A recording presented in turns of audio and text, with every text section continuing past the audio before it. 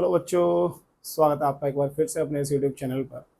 आज की क्लास में हम लोग कुछ इंपॉर्टेंट सब टॉपिक्स के बारे में बात करेंगे, जिसमें से एक होगा हमारा लेटिस एनर्जी, दूसरा हम लोग देखेंगे हाइड्रेशन एनर्जी और तीसरा हम लोग देखेंगे आयोनिक मोबिलिटी।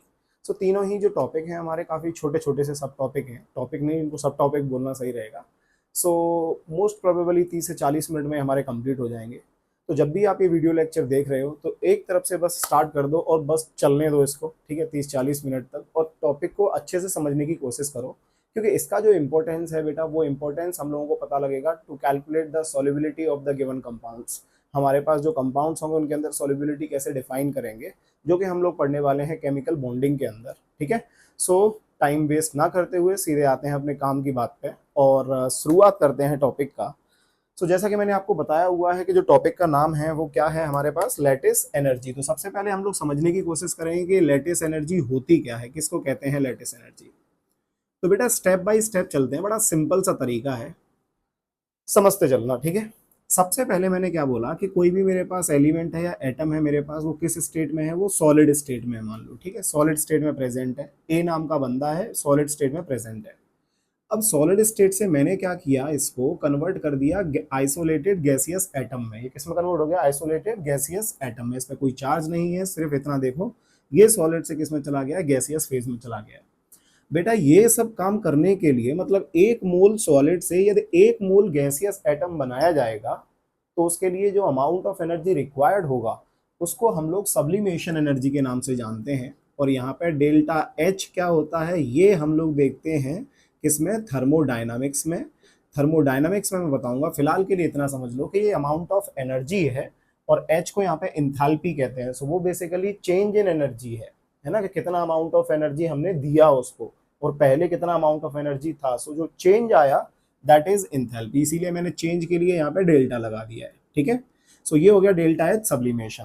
सो यहाँ पे मैं सब्लिमेशन नहीं पढ़ा रहा हूँ आपको, ठीक है, आपको बस समझना है कि सब्लिमेशन एनर्जी वो एनर्जी होती है जो कि एक मोल सॉलिड को किसमें कन्वर्ट करेगी, एक मोल गैसियस फेज में कन्वर्ट करेगी, ठीक है। अब क्या हुआ कि इसको करने की सर जरूरत क्या पड़ी, तो मैंने आपको बोला था कि जब भी आपको इलेक्ट्रॉन निकालना है या फिर इलेक्ट्रॉन किसी में ऐड करना है, डालना है, तो आपको क्या करना पड़ेगा, आपको वो कन्वर्ट करना पड़ेगा किसके अंदर, आइसोलेटेड गैसियस एटम के अंदर। यदि आप इसको कन्वर्ट नहीं करोगे तो डायरेक्ट सॉलिड से इलेक्ट्रॉन को निकालना या इलेक्ट्रॉन डालना संभव नहीं है, पॉसिबल नहीं है, ठीक है। सो यहाँ पे ये मैंने कन्वर्ट कर दिया किसके अंदर, आइसोलेटेड गैसियस एटम में कन्वर्ट हो गया। अब ध्यान देना, मैंने क्या किया, इसमें से एक इलेक्ट्रॉन निकाल दिया, तो ये क्या बन जाएगा बेटा, ए प्लस गैसियस एटम बन जाएगा, और साथ में क्या निकल जाएगा, एक इलेक्ट्रॉन निकल जाएगा। और इसके लिए जो अमाउंट ऑफ एनर्जी मैंने दी उसको क्या बोलते थे हम लोग, जल्दी बोलो, बिल्कुल सही, आयोनाइजेशन एनर्जी। सो मैंने यहाँ पे लिख दिया है डेल्टा एच, ये कौन सा आ गया, आयोनाइजेशन एनर्जी आ गया, ठीक है। डेल्टा एच आयोनाइजेशन एनर्जी आ गया। सो फिर से सुनो, जब एक मोल गैसियस एटम को हम लोग कन्वर्ट करेंगे, एक मोल ए प्लस और एक मोल इलेक्ट्रॉन उसमें से निकाल रहे हैं, तो जो अमाउंट ऑफ एनर्जी हमें रिक्वायर्ड होगी उसके लिए हम लोग क्या बोलेंगे, आयोनाइजेशन एनर्जी। तो इससे क्या बन गया, इससे कैटाइन बन गया। अब क्या हुआ, मान लो मेरे पास ऐसे ही बी टाइप का भी कोई एटम होता, बी टाइप का भी कोई एटम होता, ठीक है, और बी टाइप का भी एटम जो है वो कन्वर्ट हुआ किसके अंदर, बी गैस के अंदर कन्वर्ट हुआ। इसके लिए कौन सा एनर्जी लगेगा, इसके लिए भी सब्लिमेशन एनर्जी लगेगा, ठीक है, इसके लिए भी कौन सा एनर्जी लगेगा, सब्लिमेशन एनर्जी लगेगा। अब यहां से मैंने क्या बोला कि उसने पहले वाले ने क्या किया, एक इलेक्ट्रॉन को लूज किया, लेकिन इसने क्या किया, एक इलेक्ट्रॉन को मैं इसको एक्सेप्ट कराया। तो बेटा ये किस में कन्वर्ट हो जाएगा, बी माइनस गैसियस फेज में ना, बी माइनस में कन्वर्ट हो जाएगा। तो इसके लिए जो अमाउंट ऑफ एनर्जी रिलीज हुआ उसको हम लोग क्या बोलते थे, delta H, electron gain enthalpy बोल सकते हैं उसको अपन लोग, या फिर इलेक्ट्रॉन एफिनिटी के नाम से भी जान सकते हैं, है ना।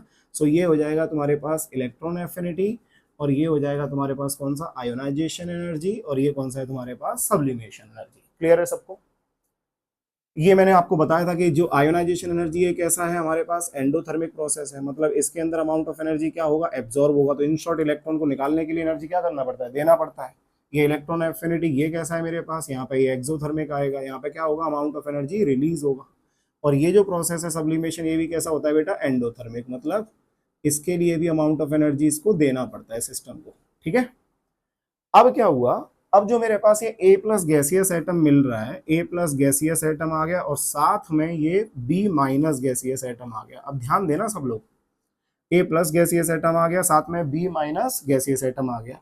जब इन दोनों को जोड़ा तो एक कंपाउंड बना जिसका नाम है ए बी, और ये किस फेज में है, सॉलिड फेज में। और ये कितना बना, तो ये एक मोल कंपाउंड, कितना, एक मोल कंपाउंड। ध्यान देना, जब गैसियस फेज में वो आयंस प्रेजेंट थे, उनसे मिलके जब एक मोल सॉलिड का ये कंपाउंड बना, तो इसके लिए कुछ अमाउंट ऑफ एनर्जी रिलीज हुई, और जो अमाउंट ऑफ एनर्जी रिलीज हुई है उसी को हम लोग क्या बोलते हैं बेटा, लैटिस एनर्जी के नाम से जानते हैं। किस नाम से जानते हैं, जल्दी बोलो फटाफट से, लैटिस एनर्जी। सो इसका डेफिनेशन क्या दे सकते हैं, व्हेन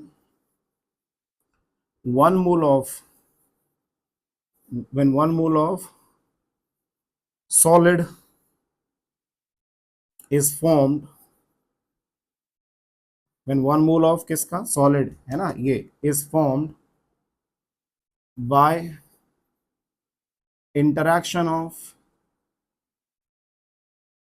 ये भी कितना ले लेते हैं अपन लोग, एक एक मोल मान लेते हैं, है ना।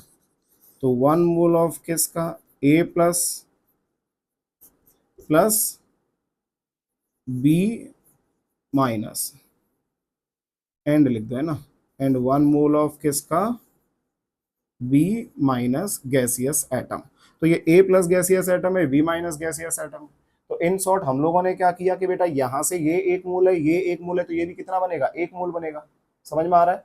तो हमने ये बोला कि जब एक मोल ए प्लस का जब एक मोल बी माइनस के साथ कंबाइंड हुआ, तो उनके कंबाइन होने से जो अमाउंट ऑफ एनर्जी रिलीज हुआ, जिससे एक मोल सब्सटेंस ये बने हमारे पास, एक मोल सॉलिड बने, तो जो अमाउंट ऑफ एनर्जी रिलीज हो रहा है उसको हम लोग लैटिस एनर्जी के नाम से जान रहे हैं। किस नाम से जान रहे हैं, जल्दी बोलो फटाफट से, लैटिस एनर्जी के नाम से जान रहे हैं। तो ये बेसिकली है क्या, तो हमें ये पता है कि ये पॉजिटिव चार्ज है और ये कौन सा है मेरे पास, नेगेटिव चार्ज है। तो ये जस्ट इंटरैक्शन है बिटवीन किसके अंदर बेटा, कटाइन एंड अनाइन। तो इस साइड में क्या आ गया, ये कटाइन आ गया, और इस साइड में क्या आ गया, ये अनाइन आ गया, अनाइन आ गया।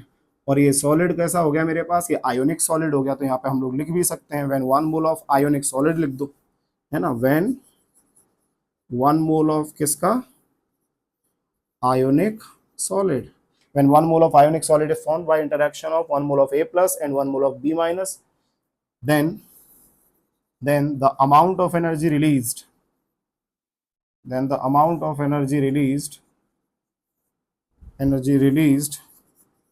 is called, क्या बोलेंगे बेटा इसको, लैटिस एनर्जी। क्या बोलेंगे इसको, लैटिस एनर्जी। सो लैटिस एनर्जी कैसा हो गया बेटा तुम्हारे पास, ये एक्सोथर्मिक हो गया। कैसा हो गया, जल्दी बोलो फटाफट से, ये एक्सोथर्मिक, एक्सोथर्मिक। समझ में आ गया सब लोगों को। फिर से सुनो, जब एक मोल मेरे पास क्या होगा, कटाइन होगा जो कि गैसियस फेज में है, एक मोल अनाइन होगा जो कि गैसियस फेज में, जब वो दोनों कंबाइंड होंगे उससे एक मोल आयोनिक सॉलिड बनेगा। तो एक मोल आयोनिक सॉलिड बनने के लिए जितना अमाउंट ऑफ एनर्जी रिलीज होता है उसको हम लोग क्या बोलते हैं, लैटिस एनर्जी बोलते हैं। अब ये एनर्जी तो रिलीज हुआ, बट मान लो किसी ने क्या बोला, किसी ने क्या बोला, ध्यान देना, किसी ने ये बोला कि मेरे पास ए बी टाइप का कोई आयोनिक सॉलिड है और इसको मैंने तोड़ा और ये टूट के किस में टूटा है, ए प्लस गैसियस एटम में और बी माइनस गैसियस एटम में टूट गया। तो इसको कौन सी एनर्जी बोलेंगे, जब सॉलिड से ए प्लस, मतलब ये रिएक्शन का जस्ट मैंने क्या कर दिया, उल्टा कर दिया, ऐसे, इस रिएक्शन का मैंने क्या कर दिया, उल्टा कर दिया, जस्ट ऐसे। तो बेटा जी अब क्या होगा, अब अमाउंट ऑफ एनर्जी रिलीज नहीं होगी, अब अमाउंट ऑफ एनर्जी कैसी होगी, एब्जॉर्ब। अब अमाउंट ऑफ एनर्जी कैसी होगी, जल्दी बोलो फटाफट से, एब्जॉर्ब। तो यहाँ पे जो रिएक्शन होगा वो कैसा हो जाएगा, एंडोथर्मिक। कैसा हो जाएगा, जल्दी बोलो फटाफट से, एंडोथर्मिक। कैसा हो जाएगा, जल्दी बोलो फटाफट से, एंडोथर्मिक। तो इधर से कैसा है ये एक्सोथर्मिक, इधर से कैसा है एंडोथर्मिक। सो इन शॉर्ट जब भी बॉन्ड बनेंगे तो क्या होगा भाई, जब भी बॉन्ड बनेंगे तो क्या होगा, basically amount of energy release होगा, और जब भी बॉन्ड टूटेंगे तो अमाउंट ऑफ एनर्जी क्या होगा, रिलीज होगा, सॉरी एब्जॉर्ब होगा। तो नीचे वाले में क्या हो रहा है, एब्जॉर्ब, और ऊपर वाली साइड से क्या हो रहा है, रिलीज। सो ये हो गया हमारे पास डेफिनेशन किसका, लैटिस एनर्जी का। अब किस तरीके से हम लोग कैलकुलेट कर सकते हैं दो आयन के बीच में लैटिस एनर्जी, वो समझने की कोशिश करते हैं और कुछ क्वेश्चंस उसके ऊपर सॉल्व करेंगे। चलिए सो बढ़ते हैं आगे।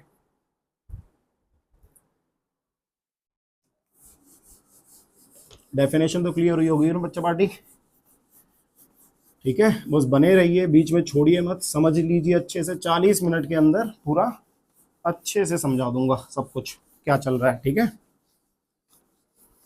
अब बीच में तुम भाग जाओगे और ये चलता रहेगा तो फिर उसका कोई फायदा है नहीं भाई देखने का, इससे अच्छा टाइम वेस्ट करना ही नहीं है फिर तो, समझे।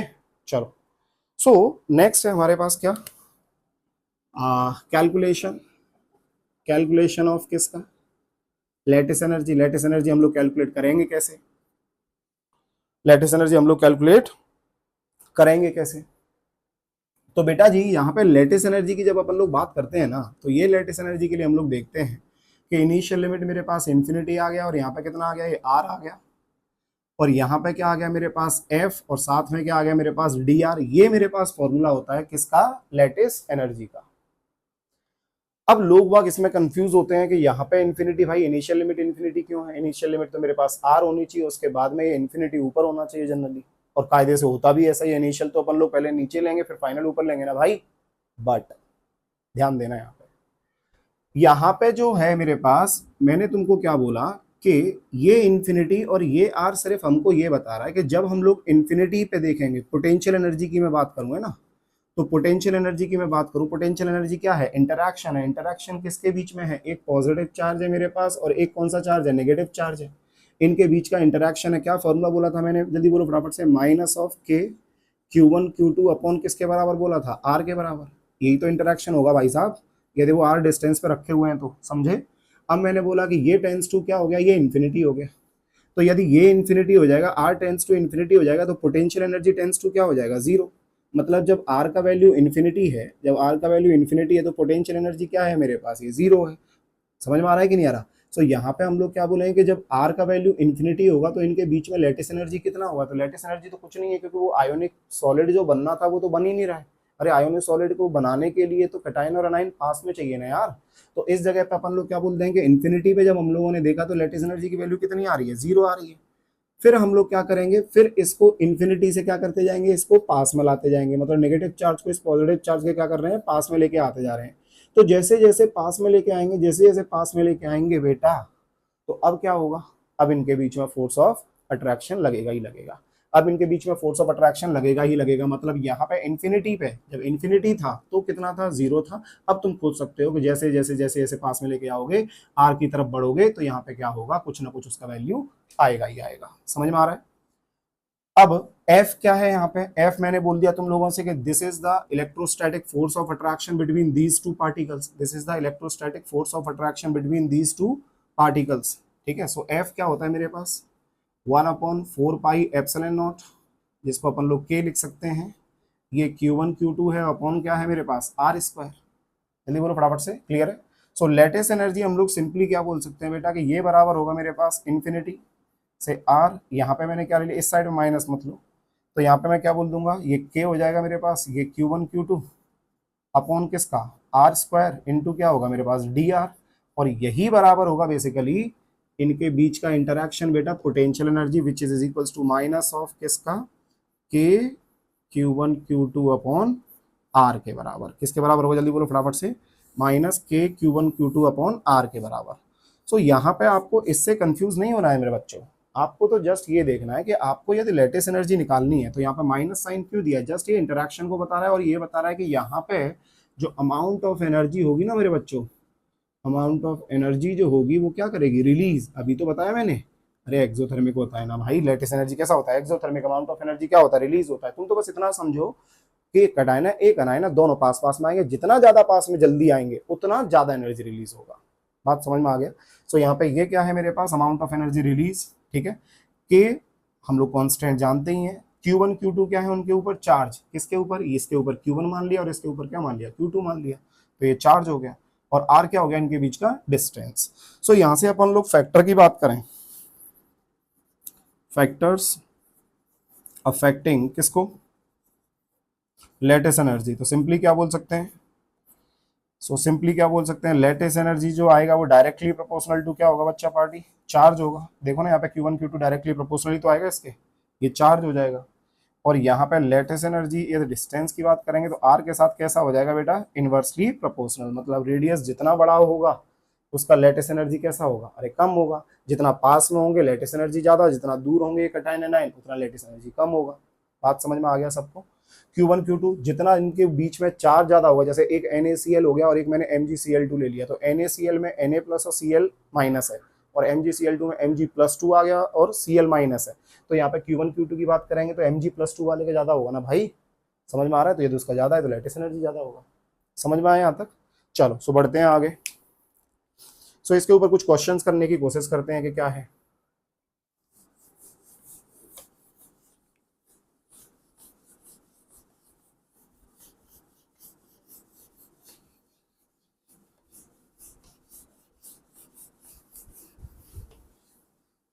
अब जैसे एग्जांपल लूं मैं आपके लिए, कौन सा, एल्कली मेटल्स की बात करूं मैं ना, एल्कली मेटल्स के एग्जांपल्स में कुछ ले लूं, और क्या ले लूं, बड़े ध्यान से सुनना। मैंने बोला एक LiX आ गया, ये क्या आ गया, NaX आ गया, हेली ना, फिर के, फिर रब, फिर से, फिर आगे फरियाद को गोली मारो। नेक्स्ट एल्कलाइन अर्थ मेटल की बात करूं, अल्कलाइन अर्थ मेटल की बात करूं तो अल्कलाइन अर्थ मेटल्स के लिए क्या बोलेंगे अपन लोग, यहाँ पे कौन आ जाएगा, BeX आ जाएगा, MgX आ जाएगा, फिर CaX बेटा मांगे कार, फिर ये सुंदर, फिर ये बाप BaX। अब यहाँ पे हमने ये देखा कि इनके अंदर जो X है ना बच्चा पार्टी, ये फ्लोरीन हो सकता है, क्लोरीन हो सकता है, ब्रोमीन हो सकता है, ये कुछ भी हो सकता है। समझ में आ रहा है, ये कुछ भी हो सकता है। ठीक है, यहाँ पे मैंने फ्लोरीन, क्लोरीन, ब्रोमीन की बात कर रहा हूँ। अब इसमें पूछा जा रहा है कि भाई इनमें सब में ऑर्डर क्या रहेगा किसका, लेटिस एनर्जी का ऑर्डर क्या रहेगा, लेटिस एनर्जी का ऑर्डर क्या रहेगा, बड़ा सिंपल है यार, बड़ा सिंपल है। अब जैसे यहीं पे मैं एग्जांपल नीचे ले लेता क्या, तो यहाँ पे LiF ले सकता हूँ, LiF ले लिया, एक क्या ले लिया, NaF ले लिया, एक क्या ले लिया, KF ले लिया, एक RBF ले लिया, एक CSF ले लिया। अब तुम्हें तो ये देखना है कि यहाँ पे Li के ऊपर चार्ज डेंसिटी कैसी है बेटा, मेरे पास ज़्यादा है। अब चार्ज डेंसिटी की बात करें तो यहाँ पे तो सबके ऊपर चार्ज तो कैसा है, प्लस है, डेंसिटी की नहीं बात कर रहे हैं, यहाँ पे मैग्नीट्यूड ले रहे हैं अपन लोग, तो सबके ऊपर कितना चार्ज होगा, मेरे पास प्लस चार्ज होगा। फ्लोरीन के ऊपर करें तो माइनस चार्ज आ गया, तो यहाँ पे Q1 Q2 की तो बात कर नहीं सकते क्योंकि सेम चार्ज है सबके ऊपर, ऑलमोस्ट, ऑलमोस्ट क्या सेम ही है, प्लस माइनस। किसका डिफरेंस आएगा, तो डिफरेंस आएगा रेडियस का, क्यों, क्योंकि टॉप टू बॉटम जब जाते हैं अपन लोग तो टॉप टू बॉटम ही तो जा रहे हैं हम लोग, टॉप टू बॉटम जा रहे हैं एल्कली मेटल्स के अंदर, तो बेटा रेडियस जो होगा वो क्या होगा, बढ़ेगा। अरे साइज बढ़ रहा है ना यार, साइज क्या होगा, बढ़ेगा। ये दोनों कैसे होंगे, पास पास में होंगे, रेडियस कम है इनके बीच में, इनके बीच में रेडियस इसके रेस्पेक्ट में थोड़ा ज़्यादा होगा क्योंकि ये बड़ा हो गया, इसमें और ज़्यादा होगा क्योंकि ये और बड़ा हो गया, इसमें ये और ज़्यादा बड़ा हो गया, इसमें और ज़्यादा बड़ा हो गया, तो यहाँ पे जस्ट बोल सकते हैं कि जिसका रेडियस कम होगा उसका लेटेस्ट एनर्जी कैसा होगा, ज़्यादा होगा। सो ऑर्डर क्या आ जाएगा मेरे पास, ये ऑर्डर आ जाएगा। समझ में आ रहा है, ये लेटेस्ट एनर्जी का ऑर्डर आ गया। सो इनमें सब में ऑर्डर क्या आएगा बेटा, इस तरीके से रहेगा, ये जनरल ट्रेंड आ गया। इनकी बात करेंगे तो इनमें भी क्या होगा, ये छोटे छोटे हैं, छोटे छोटे हैं तो रेडियस कैसा होगा, कम होगा, बाकी चार्ज तो सेम है, तो ये इस तरीके से आ जाएगा। समझ में आ रहा है, क्लियर है। ऐसे ही एक और एग्जांपल ले लें, एग्जांपल क्या आ सकता है, BeCl2, MgCl2, CaCl2, SrCl2, BaCl2, ये आ गया। अब क्या कर सकते हैं, फिर दोबारा से इनके ऊपर तो सबके ऊपर +2 चार्ज है, समझ रहे हो। तो अब क्या करें तो फिर ये देखना है कि रेडियस देखना है फिर दोबारा से, तो ये कैसे हैं, छोटे छोटे हैं दोनों, ये कैसा है, बड़ा है इसके रेस्पेक्ट में, ये और बड़ा है, ये और बड़ा है, ये और बड़ा है, तो लेटेस्ट एनर्जी का ऑर्डर फिर दोबारा से वही सेम हो जाएगा। सो टॉप टू बॉटम जाने पे लेटेस्ट एनर्जी क्या हो रही है, इन शॉर्ट जल्दी बोलो, इंक्रीज हो रही है, decrease, decrease. Lattice energy top to bottom जाने पे क्या हो रही है बच्चा पार्टी, डिक्रीज कर रही है। टॉप टू बॉटम जाने पे जल्दी बोलो फटाफट से क्या कर रही है, डिक्रीज कर रही है। ठीक है, अब इसी में यदि अपन लोग बात करें आगे, और बात किसकी कर सकते हैं, यहाँ पे लेटेस्ट एनर्जी का ये पॉइंट तो मेरे पास क्या हो गया बच्चा पार्टी, डन। ठीक है, एक और क्वेश्चन ले सकते हैं। क्वेश्चन क्या ले लिया मैंने, मान लो LiF आ गया, LiCl आ गया, LiBr आ गया, LiI आ गया, है ना। ऐसे ही मैंने कुछ ऐसे ले लिया, NaF आ गया, NaBr आ गया, NaI आ गया, या NaBr NaCl ले लो, NaCl ले लो, NaBr ले लो, और NaI ले लो। तो बेटा इसमें भी क्या बोलेंगे अपन लोग, अगेन ऑर्डर क्या आ जाएगा, ये छोटा है, अब इस बार ये बड़ा हो रहा है, इस बार एनाइन बड़ा हो रहा है। समझ में आ रहा है, तो ये इस तरीके से आएगा। इसका भी ऑर्डर क्या आएगा, लेटेस्ट एनर्जी का कुछ इस तरीके से आएगा। तो ये these are the order of किसकी, लेटेस्ट एनर्जी। तो चाहे तुम अनाइन को क्या कर सकते हो, चेंज कर सकते हो, या फिर तुम किसको चेंज कर सकते हो, कटाइन को। क्लियर है सबको। सो ये डन। चलो आगे बढ़ते हैं अपन लोग। नेक्स्ट है बच्चा पार्टी अपना टॉपिक जिसका नाम है हाइड्रेशन एनर्जी। क्या नाम है इसका? Hydration energy.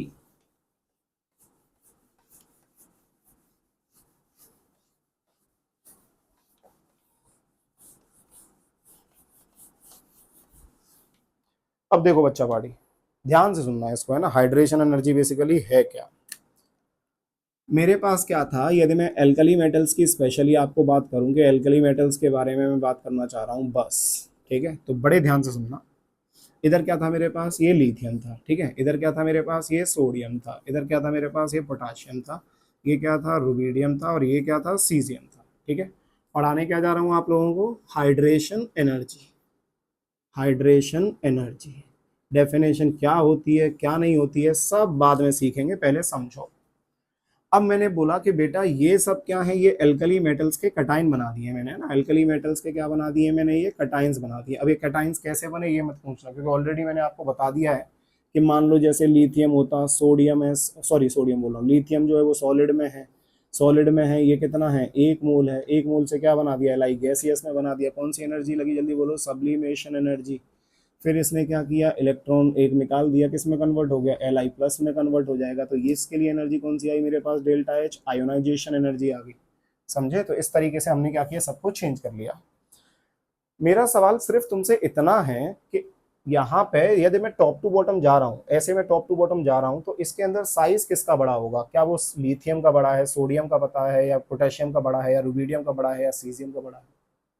सिंपल सा जवाब होगा, टॉप टू बॉटम जा रहे हैं तो टॉप टू बॉटम जाने पे नंबर ऑफ शेल्स क्या होंगे? बढ़ेंगे। और नंबर ऑफ शेल्स बढ़ेंगे तो साइज भी बढ़ेगा। मतलब लिथियम का साइज जो होगा, लिथियम का साइज जो होगा, Li+ का जो साइज होगा, ये कैसा होगा? सबसे छोटा। फिर कैसा आएगा बेटा? Na+ आएगा। फिर कौन आएगा बेटा? ये K+ आएगा। फिर कौन सा आएगा बेटा? फिर Rb+ आएगा। फिर कौन सा आएगा? ये Cs+ आएगा, ठीक है। अब ध्यान से सुनना, यदि मैं यहाँ पे बात करूं कि ये मेरे पास चार्ज डेंसिटी जो आ रही है मेरे पास लिथियम की, लिथियम का साइज कैसा है? सबसे छोटा। यदि लिथियम का साइज सबसे छोटा है, लिथियम का साइज सबसे छोटा है, तो यहाँ पे ये 2 इलेक्ट्रॉन है, और यहाँ पे कितना इलेक्ट्रॉन जाता? 1 इलेक्ट्रॉन। बट तुमने वो भी क्या कर दिया? निकाल दिया। वो भी तुमने क्या कर दिया? निकाल दिया। तो इसका इलेक्ट्रॉन क्लाउड मेरे पास कुछ इस तरीके से प्रेजेंट होगा। ये मैं ऐसे जस्ट बनाने सजाने के लिए बना रहा हूँ बेटा, है ना। इस चीज़ से सीरियस ना हो जाए, मैं बस सजा रहा हूँ, इसीलिए बना रहा हूँ कि आपकी खोपड़ी में घुस जाए, ठीक है। कंफ्यूज मत होना कि ये कैसे बना दिया आपने। अब सीजियम की बात करूँ तो ये कौन से पीरियड का एलिमेंट है भैया? तो ये मेरे पास कौन सा होगा? जल्दी बोलो फटाफट से। ये कौन सा है? Second period. ये थर्ड पीरियड। ये कौन सा है? ये फोर्थ पीरियड का है। ये कौन से का? ये फिफ्थ पीरियड का है। ये कौन से पीरियड का है? सिक्स्थ पीरियड का। ये सिक्स्थ पीरियड का एलिमेंट है। तो यहाँ पे क्या होगा? यहाँ पे इस जगह से मैंने क्या बोला? ये से 1 2 3 4 5, और ये मेरे पास कुछ 6 इसमें जाना चाहिए। यदि वो इलेक्ट्रॉन एक निकल भी गया, यदि एक इलेक्ट्रॉन निकल भी गया, तो यहाँ पे क्या होगा? कुछ इस तरीके से मेरे पास ये आएगा इतना। अब तुम्हें यहाँ से मैं ये दिखाने की कोशिश कर रहा हूँ कि इसका जो चार्ज डेंसिटी होगा, इतने छोटे से पे चार्ज डेंसिटी कैसा होगा? ज़्यादा होगा। इस पर चार्ज डेंसिटी कैसा होगा? जल्दी बोलो फटाफट से। चार्ज डेंसिटी इस पर कैसा होगा? जल्दी बोलो फटाफट से। ज़्यादा होगा, क्योंकि इसका साइज कैसा है? छोटा। चार्ज डेंसिटी कैसा है इस पर? मैक्सिमम होगा, क्योंकि इसका साइज कैसा है? छोटा है। साइज कैसा है इसका? जल्दी बोलो फटाफट से। स्मॉल। अब बेटा यहाँ पे इसका साइज कैसा हो गया? बहुत बड़ा हो गया। तो इसका चार्ज डेंसिटी कैसा होगा? जल्दी बोलो। इसके चार्ज डेंसिटी कैसा होगा? डिस्ट्रीब्यूटेड होगा। ये कैसा होगा? डिस्ट्रीब्यूटेड होगा ओवर द सरफेस। डिस्ट्रीब्यूटेड होगा ओवर द सरफेस। समझ में आ रहा है? सो यदि मैं इन दोनों को कंपेयर करूं तो किसमें चार्ज डेंसिटी ज्यादा मिल रहा है? ऑब्वियसली इसके अंदर चार्ज डेंसिटी ज्यादा मिल रहा है। ऑब्वियसली इसके अंदर चार्ज डेंसिटी ज्यादा मिल रहा है। इसके अंदर चार्ज डेंसिटी कम है। क्यों? क्योंकि जो मेरे पास चार्ज था वो क्या हो गया? इसके पूरे बड़े वाले सरफेस के ऊपर डिस्ट्रीब्यूटेड हो गया। अब यहां से क्या समझने को मिल रहा है? आओ समझो। तो मैंने क्या किया, मेरे पास Li+ था। ये Li+ कौन सा था? ये Li+ मेरे पास गैसियस एटम था। मैंने इसको किस में डाल दिया बेटा? जल में। हाइड्रेशन नाम आ रहा है भैया, तो hydration is related to water. मैंने इसको जैसे ही जल में डाला बेटा, तो इसने क्या बना दिया? इसने बना दिया Li+, लेकिन इस बार गैस ना होके ये कैसा हो गया? एक्वस। कैसा हो गया? जल्दी बोलो फटाफट से। एक्वस। जल्दी बोलो फटाफट से। कैसा हो गया ये? एक्वस। तो Li+ गैसियस एटम। अब तुम इसको 1 मोल के रेस्पेक्ट में डिफाइन कर सकते हो, बिल्कुल कह दो यहाँ पे 1 मोल, क्या दिक्कत है? इसको बोल दो 1 मोल, 1 मोल बनेगा। इसको बोल दो 1 मोल बनेगा। मतलब 1 मोल जो Li+ एक्वस आयन बन रहा होगा उसके लिए क्या हुआ, आओ समझते हैं। सो हुआ क्या, यहाँ पे जैसे ही मैंने इसको Li प्लस एक्वस जो बना, ये कैसे बना होगा, तो बेटा यहाँ पे ये Li प्लस है, ये Li प्लस है, इस साइड में क्या हुआ होगा, वाटर के मॉलिक्यूल्स आए होंगे इसके पास हाई हेलो करने, है ना, वाटर के मॉलिक्यूल्स आए होंगे इसके पास हाई हेलो करने, ये हाई हेलो करने आए हैं इसके साथ। अब मुझे पता है कि यहाँ पे आयन देख लिया, और आयन मेरे पास ये आ गया, ये क्या चीज है मेरे पास, ये डाइपोल है, डाइपोल बोले तो एक पोल ये रहा, एक पोल ये रहा, डाइपोल हो गया, अरे एक पोल ये रहा, एक पोल ये रहा, डाइपोल हो गया, समझ रहे हो, इलेक्ट्रोनेगेटिविटी डिफरेंस दोनों साइड में। इस पे पॉजिटिव चार्ज है, पॉजिटिव चार्ज मतलब ये कैसा है, ये भूखा है, भूखा मतलब इलेक्ट्रॉन डेंसिटी इसके पास कैसी है, बहुत कम है, चार्ज डेंसिटी कैसी है हमारे पास, बहुत कम है, समझ रहे हो, चार्ज डेंसिटी कैसी है हमारे पास, बहुत कम है। अब ये प्लस चार्ज आ रहा है ना, भूखा है, तो इसको क्या चाहिए, इलेक्ट्रॉन डेंसिटी चाहिए, कहीं से चाहिए इसको, तो इसने क्या किया, इसको साफ साफ दिखा कि यहाँ पे जो ऑक्सीजन है मेरे पास, इसको साफ साफ दिखा कि यहाँ पे जो मेरे पास ऑक्सीजन है, ये ऑक्सीजन पे क्या है बेटा, लोन पेयर प्रेजेंट है। अरे सारे के सारे ऑक्सीजन पे क्या होगा, लोन पेयर, सबके पास क्या होगा, जल्दी बोलो फटाफट से, लोन पेयर। अब इनके पास यदि लोन पेयर प्रेजेंट है, तो क्या ये अपने लोन पेयर का इंटरेक्शन इसके साथ कर सकते हैं, क्या ये लोन पेयर का इंटरेक्शन इसके साथ करते हैं, अर्थात क्या ये जो H2O के मॉलिक्यूल हैं, ये H2O के मॉलिक्यूल जो हैं इस आयन के पास गए, तो इस पे क्या जनरेट हुआ, आयन, और ये क्या आ गया मेरे पास, डाइपोल। कौन सा इंटरेक्शन आएगा, जल्दी बोलो फटाफट से इनके बीच में, आयन डाइपोल, जल्दी बोलो फटाफट से कौन सा इंटरेक्शन आएगा, तो यहाँ पे इंटरेक्शन जो आएगा वो आया आयन डाइपोल इंटरेक्शन, कौन सा है जल्दी बोलो, आयन डाइपोल इंटरेक्शन, समझ में आ रहा है, अरे समझ में आ रहा है। ये पानी के मॉलिक्यूल आए, ऑक्सीजन था, यहाँ पे इलेक्ट्रॉन डेंसिटी ज्यादा था, Li प्लस था, इसने क्या किया, अपनी तरफ उनको खींच लिया, उनको खींच लिया तो खींचेगा तो इनके ऊपर कैसा चार्ज आता जाएगा, जल्दी बोलो फटाफट से, पार्शियली नेगेटिव चार्ज आएगा, और उसके ऊपर कैसा चार्ज है मेरे पास, पार्शियली पॉजिटिव, है ना। तो ये इसने इसको खींचा, कौन सी फोर्स है मेरे पास, आयन डाइपोल। अब ये देखा कि जो लिथियम था, ये लिथियम था, लिथियम ने क्या किया, कुछ इस तरीके से चारों तरफ से वाटर के मॉलिक्यूल्स को घेरा, और जो ये घेर रहा है इसको बोला गया इनर हाइड्रेशन स्पेयर, क्या बोला जल्दी बोलो, इनर हाइड्रेशन स्पेयर, क्या बोला इसको जल्दी बोलो, इनर हाइड्रेशन स्पेयर, समझ में आ रहा है, ये इनर हाइड्रेशन स्पेयर हो गया। अब लिथियम का साइज छोटा था, साइज छोटा है तुम्हें पता है, हमने देखा था, क्या देखा था, साइज छोटा है, आयोनाइजेशन एनर्जी कैसी है, ज्यादा है, इलेक्ट्रॉन एफिनिटी कैसी है इसकी, ज्यादा है, अरे ग्रुप की बात कर रहा हूँ, लेफ्ट टू राइट नहीं जा रहा हूँ, ज्यादा है। दूसरा चीज साइज छोटा है तो इसका इंटरेक्शन मतलब खींचने की टेंडेंसी कैसी होगी, ज्यादा, क्योंकि न्यूक्लियस के पास में होगा, तो ये स्ट्रांगली खींचेगा, तो सामने से इसको खींचा। अब क्या दिख रहा है यहाँ पे क्या दिखा बेटा कि इन पे यदि नेगेटिव चार्ज चला गया तो भैया इसके ऊपर कैसा चार्ज आएगा, जल्दी बोलो फटाफट से, इसके ऊपर पार्शियली पॉजिटिव आएगा, इन सबके ऊपर कैसा चार्ज आएगा, पार्शियली पॉजिटिव, कैसा आएगा जल्दी बोलो, पार्शियली पॉजिटिव। क्यों सर ऐसा, अबे ऑक्सीजन ज्यादा इलेक्ट्रोनेगेटिव है, ऑक्सीजन ज्यादा इलेक्ट्रोनेगेटिव, तो इसके ऊपर कैसा चार्ज होगा, पार्शियली नेगेटिव, इसकी वजह से कैसा आएगा, पार्शियली नेगेटिव, और हाइड्रोजन पे कैसा चला जाएगा, पार्शियली पॉजिटिव।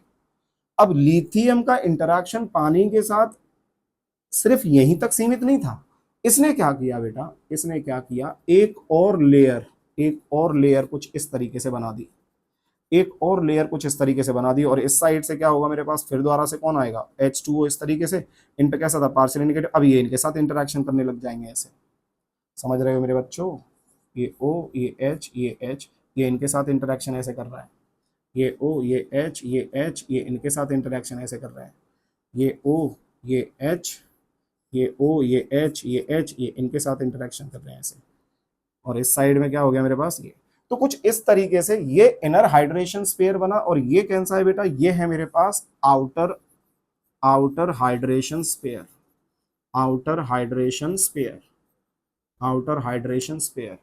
तो हाइड्रेटेड रेडियाई क्या होगा, हाइड्रेटेड रेडियाई क्या होगा, तो बेसिकली यहां से यहां तक का जो दूरी है, ये वाला, यहां से यहां तक का जो दूरी है, न्यूक्लियस से उस पर्टिकुलर जगह तक का डिस्टेंस, जिस जगह पे वाटर के मॉलिक्यूल्स कैसे हो गए, इमोबाइल हो गए हैं, मतलब रुक गए हैं, उनका कोई मूवमेंट नहीं है, बात समझ में आ रहा है, एक फोर्स से रुक गए हैं वो, उस जगह का तक जो डिस्टेंस होगा मेरे पास, उसको हम लोग बोलते हैं हाइड्रेटेड रेडियाई। क्या बोलते हैं इसको, जल्दी बोलो फटाफट से, hydrated radii.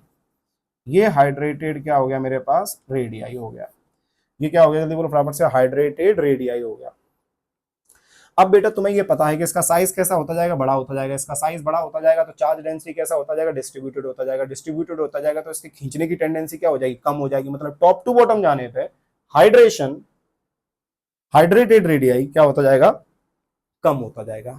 Top to bottom जाने पर हाइड्रेटेड रेडियाई क्या होता जाएगा, जल्दी बोलो फटाफट से, कम होता जाएगा। तो एग्जांपल दूं, Li plus, Na plus, K plus, Rb plus, Cs plus. इसमें किसी ने पूछ दिया कि हाइड्रेटेड रेडियाई का ऑर्डर क्या आएगा, तो अपन लोग क्या बोल सकते हैं, सबसे ज्यादा हाइड्रेटेड रेडियाई किसका होगा, लिथियम का। सबसे ज्यादा हाइड्रेटेड रेडियाई किसका होगा, लिथियम का। क्यों, क्योंकि इसको मिटाता हूं, आगे सुनो, क्योंकि इसको मिटाता हूं, आगे सुनो।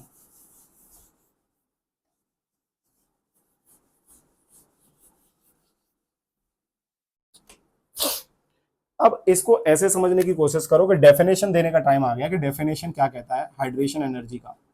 तो ये कहता है बेटा कि जब एक मोल हम लोगों ने Li प्लस गैसियस वाला लिया, इसको पानी के अंदर डाला, उससे एक मोल Li प्लस एक्वस बना, तो जो अमाउंट ऑफ एनर्जी रिलीज हुआ, मतलब जब ये मॉलिक्यूल इसको अप्रोच करेगा तो यहाँ पे क्या होगा, एक बॉन्ड बनेगा। बॉन्ड बनेगा, कौन सा बॉन्ड है यहाँ पे, आयन डाइपोल। मैंने बोला इसके ऊपर ये आयन है मेरे पास, इसने इसको खींचा, इसके ऊपर क्या है, डाइपोल जनरेट हुआ। समझ में आ रहा है, H2O तो मेरे पास वैसे डाइपोलर ही है ना यार, समझ में आ रहा है कि नहीं आ रहा, ठीक। सो आयन डाइपोल इंटरेक्शन आ गया इसके अंदर। अब हमने ये देखा कि टॉप टू बॉटम जा रहे हैं, तो यहाँ पे इस बंदे का खींचने का टेंडेंसी क्या हो गया, कम हो गया, क्योंकि इसका साइज क्या हो गया है, बढ़ गया है। तो साइज यदि बढ़ जाएगा तो खींचने का टेंडेंसी कम हो जाएगा, खींचने का टेंडेंसी कम हो जाएगा तो पानी कम आएगा, पानी कम आएगा तो एनर्जी कम रिलीज होगा। समझ में आ रहा है, मतलब जितना ज्यादा वाटर का मॉलिक्यूल आके इसको सराउंड करेगा उतना ज्यादा अमाउंट ऑफ एनर्जी रिलीज होगा, और जो अमाउंट ऑफ एनर्जी रिलीज हो रहा है उसी को हम लोग हाइड्रेशन एनर्जी बोलते हैं। समझ में आया।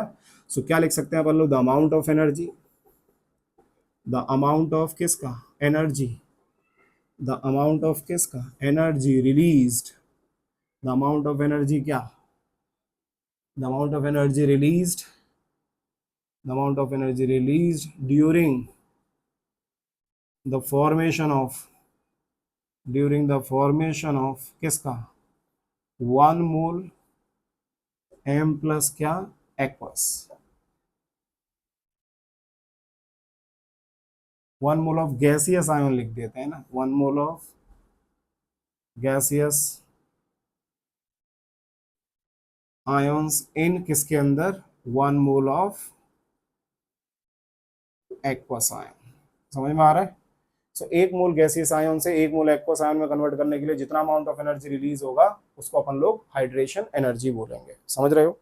अब ऐसे ही इसका हाइड्रेशन एनर्जी की बात करूं तो ये हाइड्रेटेड रेडियाई इसका ये आ गया, तो फिर अगला एग्जांपल क्या ले सकते हैं, समझ रहे हो, जिसका हाइड्रेशन एनर्जी जितना ज्यादा होगा, इसको भी यहाँ पे लिख ही देता हूँ, बड़ा ध्यान से सुनना बेटा, ये भी लिख ही देता हूँ इधर, जिसका हाइड्रेशन एनर्जी जिसका जितना ज्यादा होगा, अरे जिसका साइज छोटा उसका हाइड्रेशन एनर्जी कैसा होगा, ज्यादा होगा।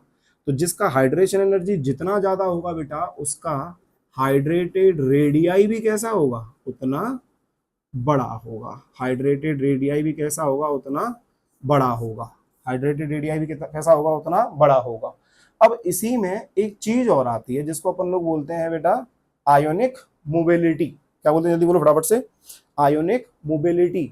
मतलब किसी भी आयन की एक्वस सॉल्यूशन में मूव करने की टेंडेंसी को आयोनिक मोबिलिटी बोलते हैं। अरे किसी भी आयन की टेंडेंसी, किसी भी एक्वस सॉल्यूशन में मूव करने की टेंडेंसी को क्या बोलते हैं, आयोनिक मोबिलिटी बोलते हैं। मतलब जो आयन जितना इजीली मूव कर रहा होगा उसकी आयोनिक मोबिलिटी कैसी होगी, ज्यादा या कम, ज्यादा। समझ में आ रहा है। जो इजीली मूव नहीं कर रहा होगा उसकी आयोनिक मोबिलिटी कैसी होगी, कम होगी। तो ये क्या डिपेंड नहीं करेगा हाइड्रेटेड रेडियाई पे। यस, अब तुम खुद सोचो यार, साइज मेरे पास छोटा है, यदि मेरे पास साइज छोटा है तो उसकी हाइड्रेशन एनर्जी कैसी होगी, ज्यादा। हाइड्रेशन एनर्जी ज्यादा है मतलब वाटर के मॉलिक्यूल ने उसको क्या कर रखा है, सराउंड कर रखा है। अब वाटर के मॉलिक्यूल ने सराउंड कर रखा है तो बहुत सारे वाटर के मॉलिक्यूल आके उसको सराउंड कर दिए, तो हाइड्रेटेड रेडियाई कैसा कर दिया, उसका बहुत बड़ा। अब वो आयन का उस एक्वा सॉल्यूशन के अंदर मूव करने की टेंडेंसी क्या हो जाएगी, कम, क्योंकि हाइड्रेटेड रेडियाई कैसा है, उसका बड़ा है। सो बेटा जी, जिसका हाइड्रेटेड रेडियाई ज्यादा होगा या जिसका हाइड्रेशन एनर्जी जितना ज्यादा होगा उसका आयोनिक मोबिलिटी कैसा होगा, उतना कम होगा। उसका आयोनिक मोबिलिटी कैसा होगा, जल्दी बोलो, उतना कम होगा। तो यहाँ पे एक चीज और बता दिया मैंने जिसका नाम है कौन सा, आयोनिक मोबिलिटी। क्या होता है, जल्दी बोलो फटाफट से, आयोनिक मोबिलिटी। अब ये होता क्या है आयोनिक मोबिलिटी में, ये डेफिनेशन आपको बताता हूं, फिर उसके बाद में इसके ऊपर हम लोग क्वेश्चन करेंगे तीनों चीज के ऊपर, ठीक है। चलो मिटा दूं इसको।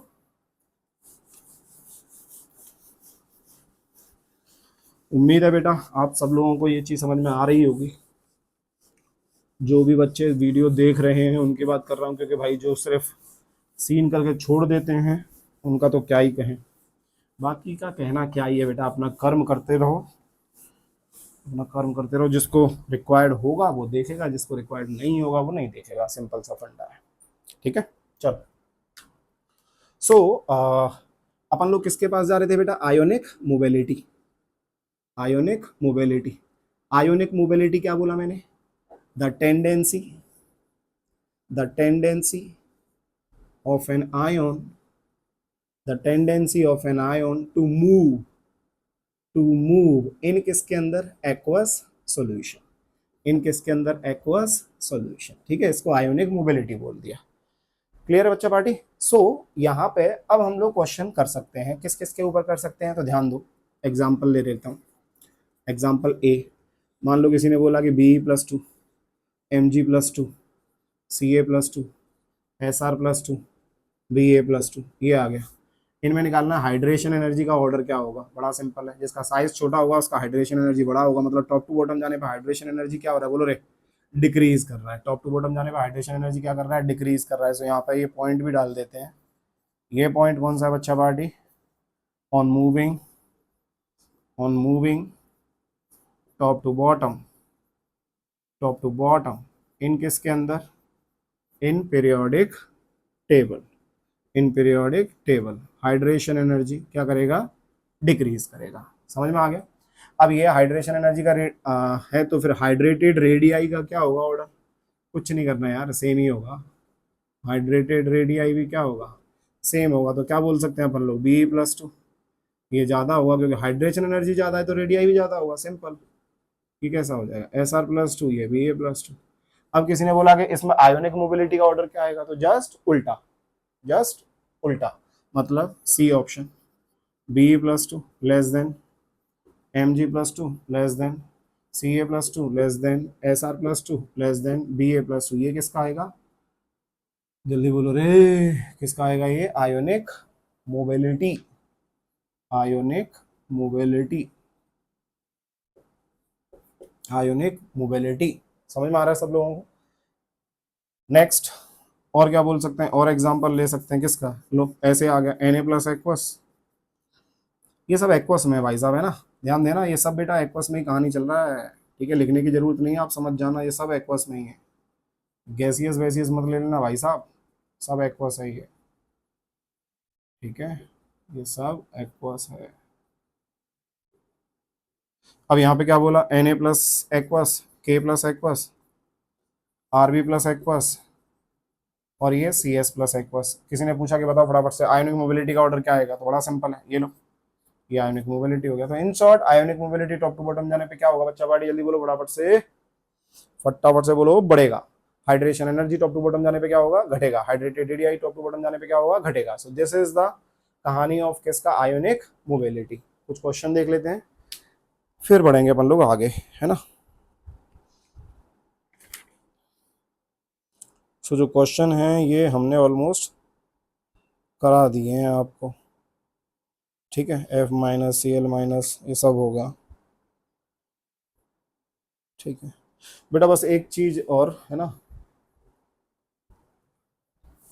एक दो क्वेश्चन और देख लेते हैं बस, फिर चैप्टर का करते हैं अंत, और चैप्टर अंत हो गया तुम्हारा फाइनली, ठीक है।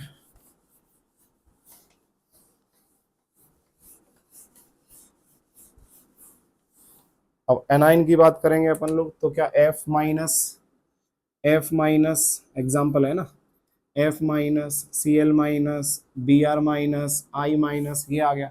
तो इसमें हाइड्रेशन एनर्जी किसका होगा, वही सेम साइज का ऑर्डर आएगा, साइज का ऑर्डर आएगा। समझ में आ रहा है। किसी ने बोला कि Na+ आ गया मेरे पास, Mg+2 आ गया, और Al+3 आ गया, Al+3 आ गया। तो हमें क्या देखना है यहाँ पे, हम लोग जब साइज देखते थे तो किसके रेस्पेक्ट में देखते थे, Z के रेस्पेक्ट में। एटॉमिक रेडियाई जिसके रेस्पेक्ट में देखते थे तो क्या था, क्या होता था, आइसोइलेक्ट्रॉनिक स्पीसीज है ना यार, ये कितना है इलेक्ट्रॉन 10, इसके पास इलेक्ट्रॉन कितना है 10, इसके पास इलेक्ट्रॉन कितना है 10, लेकिन इसके पास प्रोटॉन कितना है 11, इसके पास प्रोटॉन कितना है 12, इसके पास प्रोटॉन कितने हैं 13। तो ये किसका रेशियो निकाला है मैंने, E/P का रेशियो। तो मैंने बोला कि इसके अंदर आइसोइलेक्ट्रॉनिक स्पीसीज में जेड के इनवर्सली प्रोपोर्शनल होता था एटॉमिक रेडियाई, है ना। तो जेड जिसका ज्यादा होगा उसका एटॉमिक रेडियाई कैसा होगा, मेरे पास कम होगा।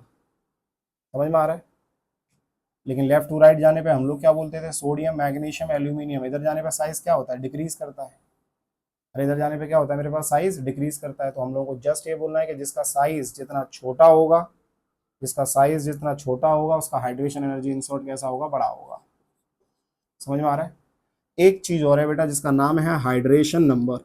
अच्छा एक और एग्जांपल, एक और एग्जाम्पल आ गया। मान लो किसी ने बोला कि Fe+2 और Fe+3 किसका हाइड्रेशन एनर्जी ज्यादा होगा, तो आयोनिक रेडियाई, वो सॉरी हाँ यहाँ पे आयोन है तो आयोनिक रेडियाई, तो यहाँ पे रेडियाई किसका बड़ा किसका छोटा, तो इसका बड़ा होगा क्योंकि इस पर पॉजिटिव 2 चार्ज है, लेकिन इस पर पॉजिटिव 3 चार्ज है। मैंने बोला था मैग्नीट्यूड ऑफ पॉजिटिव चार्ज जितना ज्यादा होगा उसका साइज उतना छोटा, किसी पे जितना ज्यादा पॉजिटिव चार्ज आएगा साइज उतना छोटा, किसी पे जितना ज्यादा नेगेटिव चार्ज होगा उसका साइज उतना बड़ा होगा। सो यहाँ पे हाइड्रेशन एनर्जी की बात करेंगे तो क्या आ जाएगा, Fe+3 का एक का ज्यादा आ जाएगा हाइड्रेशन एनर्जी। तो जो भी छोटा होगा उसका हाइड्रेशन एनर्जी कैसा आएगा, ज्यादा आएगा। समझ में आ रहा है, ये हो गया। अब ऐसे ही एक और चीज है जिसका नाम क्या है बेटा, हाइड्रेशन नंबर। क्या नाम है, हाइड्रेशन नंबर। अब ये हाइड्रेशन नंबर का क्या सीन है, तो इसको ऐसे समझो जस्ट कि मान लो Li+ था मेरे पास, ये Li+ कौन सा था, गैसियस एटम था। इसने क्या किया, x मोल ऑफ किसका, H2O, मतलब Li+ को x नंबर ऑफ मॉलिक्यूल्स में क्या करके रखा हुआ है, सराउंड करके रखा हुआ है।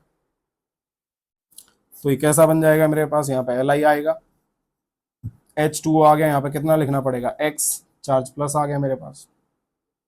तो x जो होगा ये क्या हो जाएगा, ये x हो जाएगा मेरे पास hydration number, hydration number of किसका, तो कौन है वहां पे, लिथियम Li+। ये हाइड्रेशन नंबर है। तो इन शॉर्ट जितना नंबर ऑफ H2O मॉलिक्यूल उसको सराउंड करेगा उसको क्या बोलते हैं, हाइड्रेशन नंबर बोलते हैं। ठीक है। सिमिलरली Cl- आ गया एक, ये YH2O के साथ, YH2O ने इसको सराउंड किया तो यहाँ पे क्या आ जाएगा ये, तो ये मेरे पास कौन है, Cl, यहाँ पे कौन आ गया H2O, यहाँ पे क्या आ जाएगा Y, और ये क्या आ जाएगा माइनस आ जाएगा। सो यहाँ पे ये क्या हो जाएगा बेटा, ये Y is what, Y is the hydration number of किसका, ऑफ किसका, Cl-। तो इसी के साथ बेटा आपका ये चैप्टर क्या होता है, कंप्लीट। चैप्टर क्या होता है आपका बच्चा, पार्ट ए कंप्लीट। अब ध्यान से सुनना, अब मैं अगली क्लास में क्या करूंगा, फिर दोबारा से वही नीट के प्रीवियस ईयर के क्वेश्चन इस चैप्टर के हम लोग सॉल्व करेंगे। फिर अगला जो देखेंगे वो जेई मेंस का सॉल्व करेंगे, और फिर देखेंगे जेई एडवांस में कुछ क्वेश्चंस रहेंगे तो वो सॉल्व करेंगे। अभी लास्ट टाइम के एटॉमिक स्ट्रक्चर के भी जेई एडवांस के क्वेश्चंस मैंने अपलोड नहीं किए हैं। क्यों नहीं किए हैं, क्योंकि अभी वो टाइप नहीं हो पाए क्वेश्चन। तो जैसे ही कुछ होंगे तो मैं उसके बाद में उसको भी अपलोड कर दूंगा। सो बेटा जी फाइनली हम लोग अपने इस चैनल के ऊपर 2 चैप्टर पूरे कंप्लीट कर चुके हैं, जिसमें से एक था हमारा स्ट्रक्चर ऑफ एटम और दूसरा चैप्टर था हमारा पीरियोडिक क्लासिफिकेशन ऑफ एलिमेंट्स। ठीक है। सो जिन लोगों ने भी ये चैप्टर पढ़ा है अच्छे से उन्हें समझ में आया होगा कि किस तरीके से क्वेश्चंस को सॉल्व करना है, किस तरीके से क्वेश्चंस को अप्रोच करना है। किसी को भी इस पर्टिकुलर सीरीज के अंदर कोई भी दिक्कत आती है या कोई भी प्रॉब्लम आती है, चीज़ एक ही है, दिक्कत या प्रॉब्लम। ठीक है। सो आप लोग मुझे कमेंट सेक्शन में बता सकते हो, किसी भी तरीके से मैं आपकी हेल्प कर सकता हूँ तो मुझे बता सकते हो आप लोग। बाकी रहा क्वेश्चंस का, तो अगले लेक्चर के लिए तैयार रहिए और मेरे साथ सॉल्व करने की कोशिश करिए उन क्वेश्चंस को, जिससे तुम्हारी प्रैक्टिस भी क्या हो जाएगी, अच्छी हो जाएगी। क्योंकि जो भी टॉपिक है उसको सिर्फ पढ़ना ही नहीं होता है, उसके ऊपर हमें क्वेश्चंस भी सॉल्व करने होते हैं, और जितने ज़्यादा आप लोग क्वेश्चन सॉल्व करोगे वो टॉपिक आपका उतना ही ज़्यादा मजबूत होगा। सिर्फ थ्योरी से टॉपिक स्ट्रॉन्ग नहीं होगा। साथ में आप लोग एनसीईआरटी ले लीजिए, और एनसीईआरटी जो जिनके पास भी हैं, जिन्होंने नहीं ली हैं वो ले लें, और जिनके पास ऑलरेडी हैं वो लोग क्या करेंगे, जो भी मैंने ये चैप्टर पूरा पढ़ाया है इसको एनसीईआरटी से रीड करेंगे, नीचे अंडरलाइन करेंगे जो भी इंपॉर्टेंट पॉइंट्स होंगे, और कहीं पे भी कोई आपको टॉपिक समझ में ना आए, मतलब एनसीईआरटी के अंदर कोई चीज़, कोई पैराग्राफ समझ में ना आए, कोई पॉइंट समझ में ना आए, तो आप मुझे बता सकते हो, मैं आपको उसका मतलब भी बता दूंगा। ठीक है। सो ठीक है, आज की क्लास को हम लोग करते हैं बच्चा पार्टी यहीं पे ख़त्म। मिलते हैं हम लोग अगले लेक्चर में, किसके साथ, इसके प्रीवियस ईयर के क्वेश्चंस के साथ। तो जिन लोगों ने चैनल को सब्सक्राइब नहीं किया है प्लीज़ इस चैनल को सब्सक्राइब कर लीजिए और जुड़े रहिए इस चैनल के साथ अच्छा अच्छा ज्ञान लेने के लिए। तो जितने भी चैप्टर्स हैं मैंने प्रॉमिस किया पूरे क्वेश्चन प्रीवियस ईयर के और साथ में जितने भी टॉपिक्स हैं वो कंप्लीट कराऊंगा। ठीक है, बस मिलते हैं फिर नेक्स्ट क्लास में। चलो बाय बाय।